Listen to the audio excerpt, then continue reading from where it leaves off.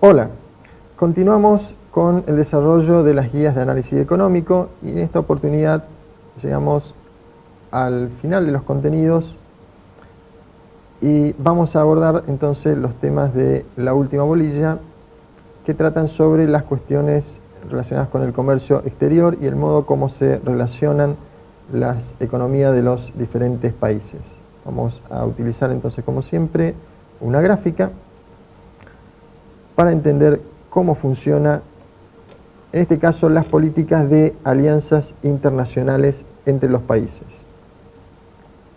En este aspecto podemos identificar un modelo tradicional, competitivo, y un modelo moderno de tipo cooperativo. De alguna manera, la posguerra significó un punto de inflexión entre el modelo tradicional y el modelo moderno o cooperativo. Originariamente, las grandes potencias estaban más preocupadas por la obtención de los recursos y las materias primas necesarios para poder continuar con la expansión y el crecimiento de sus economías, y no estaban tan preocupadas por el modo como resultaban las cosas en aquellas sociedades a las cuales arribaban para explotar aquellos recursos. Este tipo de sistema en el cual cada estado pensaba solamente en sí mismo dominó el panorama internacional, podríamos decir que hasta la Segunda Guerra Mundial. En ese lapso de tiempo ocurrieron varios fenómenos que explican ese cambio en el modelo de relación entre los países, no solo entre las economías más importantes, sino también en la relación entre estas y las economías en desarrollo. El sistema de alianzas que se comienzan a tejer en ese momento reconoce dos variantes. Por un lado tenemos las uniones o los acuerdos de tipo formales, y son ejemplo de ellos los casos de la Unión Europea, más cercano a nosotros el Mercosur o la UNASUR, que son situaciones en las que países se deciden cooperar y trabajar en conjunto, a pesar de tener esquemas económicos muy parecidos. El hecho de establecer uniones entre economías que son similares genera la necesidad de muchos esfuerzos para que ambas economías funcionen de manera equilibrada. En cambio, existe otro modelo de complementación que está más basado en una complementación real de las economías. Y lo que podríamos definir la zona dólar, que es la que conforman los países anglosajones con sus socios asiáticos, es una zona de alianzas en la que no vamos a encontrar acuerdos tan sólidos como los que vemos en la Unión Europea, donde se llega incluso a la utilización de una moneda en común, de una bandera propia, de organismos comunes de funcionamiento. En este caso, entre las economías anglosajonas y sus socios asiáticos existe más independencia de funcionamiento. Sin embargo, la unión entre ellos se da de un modo más sólida. Y para entender este proceso, les propongo que investiguen acerca de los temas que le enumero a continuación. El concepto de la economía de Rube Goldberg, la enfermedad holandesa, el teorema de igualación de los términos de intercambio de Paul Samuelson, un economista cuyo libro hemos indicado en la bibliografía, el punto de Lewis, de otro economista, William Lewis, y un libro muy interesante que es El mapa del crecimiento de Jim O'Neill, un ejecutivo del grupo Goldman Sachs. Investigando acerca de estos conceptos podemos llegar a entender cómo funciona la integración tan sólida que existe entre estas economías.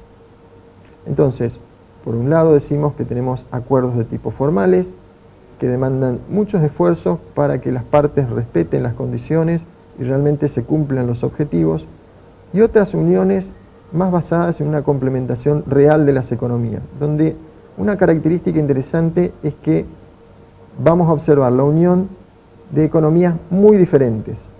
Paradójicamente, cuando se unen dos economías muy diferentes, unas muy desarrolladas y otras en las primeras etapas de desarrollo o crecimiento, esa complementación se da de un modo más sólido, y la razón es que cada una de las economías entiende perfectamente que necesita absolutamente de la otra. Les dejo entonces para investigar en estos temas y que puedan llegar a sus propias conclusiones, que vamos a poder debatir a través del foro de la materia. ¿Cómo medimos el nivel de apertura o integración de una economía al mundo? Hay varios indicadores. Uno de ellos relaciona el promedio de las exportaciones y las importaciones respecto del nivel de ingreso o nivel de actividad económica de esa economía. Otra manera es medir la relación entre las exportaciones y el nivel de ingreso, o entre las importaciones y el nivel de ingreso. Cualquiera de estos indicadores nos va a dar una idea acerca de cómo funciona o cuál es el grado de apertura que una economía tiene respecto al mundo. Es decir, cuán importante es su intercambio con el resto de los países respecto de su nivel de actividad. Una herramienta que nos va a servir para obtener información acerca de esto es la balanza de pagos. Se trata ni más ni menos que de un registro de operaciones internacionales que nos muestra, por un lado, el movimiento de cuenta corriente, es decir, de exportaciones, importaciones de bienes y servicios, y por otro lado, el movimiento de capitales y lo que sería el resultado de ese movimiento sobre el nivel de reservas de esa economía. Es decir, si tenemos más ingresos o egresos, eso va a determinar que tengamos un aumento o una disminución en nuestro nivel de reservas internacionales. Evidentemente, los déficits o superávit de balanza comercial van a tener efectos sobre el tipo de cambio. Una economía que tenga un nivel muy alto y persistente de déficit seguramente va a manifestar problemas en el sector cambiario, con una pérdida en el valor de su moneda respecto del resto de los países. Por otra parte, constantes superávit tampoco son buenos, porque eso significa que nuestra moneda se valoriza demasiado, y cuando la moneda se valoriza demasiado, esa economía se vuelve poco competitiva, pierde nivel de competitividad y a largo plazo puede generar problemas para la colocación de sus productos o el sostenimiento de su movimiento actual. Eso explica por qué países que están en esta situación, como el caso de China, que es fuertemente exportador y por lo tanto tiene mucho superávit, sobre todo comercial, realiza movimientos en lo que sería el sector financiero de su balanza de pagos para compensar esos superávits, porque tener constantes superávits haría valorizar demasiado su dinero y perdería competitividad. Lo que hace China en ese caso es invertir en bonos o en diferentes ofertas de colocaciones en el mercado norteamericano, con los cuales consigue dos objetivos. Evita que su moneda se valorice demasiado y eso sea un problema, y al mismo tiempo sostiene la economía de su principal consumidor de productos, que es la economía norteamericana. Anteriormente comentábamos cómo la unión entre estos países funciona de una manera muy eficiente sin que existan demasiados acuerdos de tipo institucionales. Y es que la suerte de cada una de ellas está muy directamente atada a la suerte de la otra. Finalmente, les dejo algunas recomendaciones muy importantes. Estas guías sirven para orientarlos acerca de las cuestiones que consideramos más importantes y para facilitarles una comprensión conceptual de los temas. Pero se hace absolutamente imprescindible que continúen profundizando los temas con la bibliografía que les indicamos, la lectura del manual en el cual también hacemos hincapié en algunas explicaciones que a veces no están tan claras en los libros, y tratamos de acercarles un enfoque más didáctico. Entonces, arribar a un buen objetivo en términos de alcanzar niveles de excelencia en sus estudios exige aprovechar todas las herramientas disponibles, estas guías, los manuales que hemos preparado, y fundamentalmente no abandonar la bibliografía, la lectura de los economistas, que son los que han creado y han investigado acerca de todos estos conceptos que hemos estado viendo, y por supuesto estas guías en video que contribuyen a facilitarles entonces la comprensión de los temas.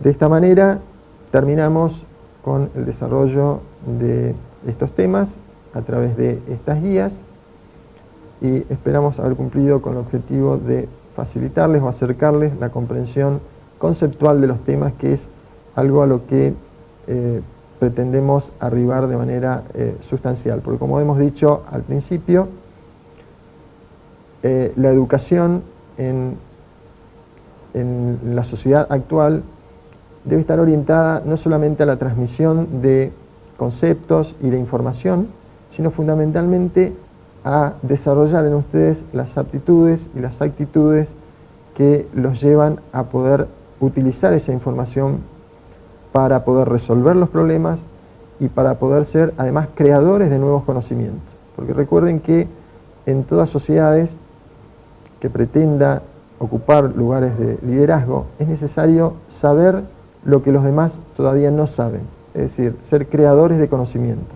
Y son justamente las personas que tienen la oportunidad de acceder a lugares como las universidades, por donde circula el conocimiento, las que van a estar en condiciones de poder conseguir ese objetivo para sí mismo y para su sociedad. Entonces, recuerden, es muy importante en economía también el estudio o la consideración de los hechos históricos para poder comprender mejor las herramientas. Entonces, nos interesa mucho la matemática porque hace que el trabajo sea más objetivo, pero sin descuidar estas otras cuestiones como la historia y como este objetivo que decíamos es no solo acumular datos e información, sino saber utilizarla de manera creativa para resolver problemas que quizás en un futuro sean muy diferentes de los que imaginamos hoy. Hoy no podemos darle las soluciones para el futuro, pero sí las herramientas para que ustedes puedan crear esas soluciones. Muchas gracias.